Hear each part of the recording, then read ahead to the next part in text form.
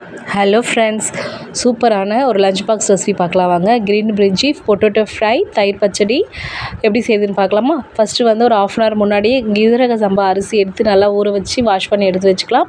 அப்புறம் உருளைக்கிழங்கு வந்து வேக வச்சு எடுத்துக்கலாம். பச்சை மிளகாய், புதினா, கொத்தமல்லி, கொஞ்சமாக வாட்டர் ஆட் பண்ணி நல்லா பைன் பேஸ்ட்டாக அரைச்சி வச்சுக்கோங்க. வாங்க எப்படி செய்யுதுன்னு பார்க்கலாம். அதுக்கு ஃபஸ்ட்டு பாத்திரம் சூடானதும் எண்ணெயும் நெய்யும் ஆட் பண்ணிக்கோங்க.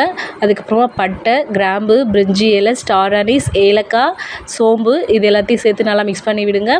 அப்புறம் முந்திரி பருப்பு ஆட் பண்ணிக்கோங்க. முந்திரி பருப்பு ஆட் பண்ணும்போது சாப்பிடும்போது நல்லா டேஸ்ட்டாக இருக்கும்.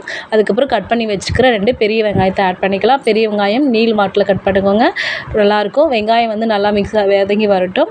கண்ணாடி பதத்துக்கு வந்ததுக்கப்புறமா கொஞ்சமாக இஞ்சி பூண்டு பேஸ்ட் ஆட் பண்ணிக்கலாம். நல்லா மிக்ஸ் பண்ணி விடுங்க. எண்ணெய் பிரிஞ்சு வந்தது நம்ம அரைச்சி வச்சுருக்கிற அந்த கொத்தமல்லி, புதினா விழுது ஆட் பண்ணிக்கலாம். நல்லா மிக்ஸ் பண்ணி விடுங்க. அதுக்கப்புறமா வந்து கொஞ்சம் தயிர் ஆட் பண்ணியிருக்கேன். ஏன்னா தக்காளி வந்து ஆட் பண்ணல. நீங்கள் வேணும்னா தக்காளி ஆட் பண்ணிக்கோங்க, தயிரை வந்து அவாய்ட் பண்ணிக்கோங்க. அதுக்கப்புறமா கொஞ்சம் பச்சை பட்டாணி ஆட் பண்ணியிருக்கேன்.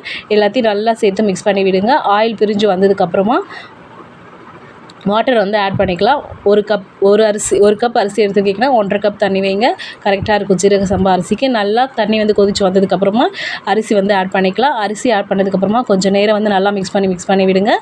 வாட்டரும் அரிசியும் வந்து ஈக்குவலாக வந்ததுக்கப்புறமா டேஸ்ட் பார்த்துட்டு கல் உப்பு ஆட் பண்ணிக்கோங்க. ஆட் பண்ணிவிட்டு நல்லா மிக்ஸ் பண்ணி விடுங்க. அப்புறம் கொஞ்சம் லாஸ்ட்டாக நெய் ஆட் பண்ணி லிட்டை வந்து க்ளோஸ் பண்ணிக்கோங்க.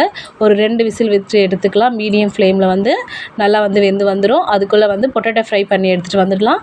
பொட்டேட்டோ ஃப்ரைமே ரெடி ஆகிடுச்சு. வாங்க இப்போ மூடி ஓப்பன் பண்ணி எப்படி இருக்குன்னு பார்க்கலாம்.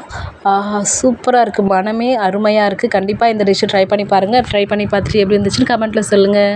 இந்த வீடியோ பிடிச்சிருந்தா சப்ஸ்கிரைப் பண்ணிக்கோங்க. தேங்க்யூ ஃபார் வாட்சிங். பாய்.